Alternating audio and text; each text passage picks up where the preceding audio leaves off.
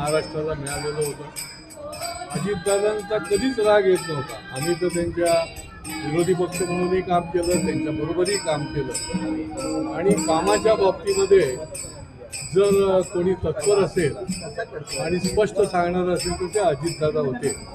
अजितदादांनी अनेक प्रकारची कामं जी आहेत ती सर्व पक्षीय मंडळी कोणीही गेला आमदार तर त्यांनी केलेली आहेत.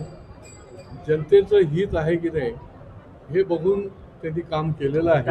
अशा अनेक उदाहरणं आहेत की ज्याच्या माध्यमातून अजितदादांकडे पत्र दिल्यानंतर त्यांनी ताबडतोब ते योग्य त्या दिशेने निकाली लावलेला आहे.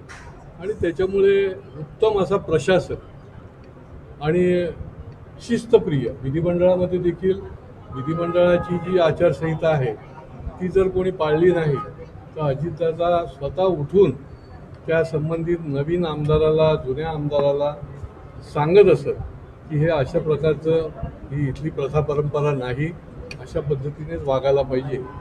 आणि त्याच्यामुळे फार मोठी पोकळी जी आहे ती या महाराष्ट्रामध्ये निर्माण झालेली आहे. महाराष्ट्र खरोखर हळहळला आहे आणि सर्व पक्षाच्या लोकांशी त्यांचा अतिशय ज्याला म्हणता येईल अजातशत्रू स्पष्ट वक्तेपणाने जरी ते बोलले तरी कटुता नव्हती.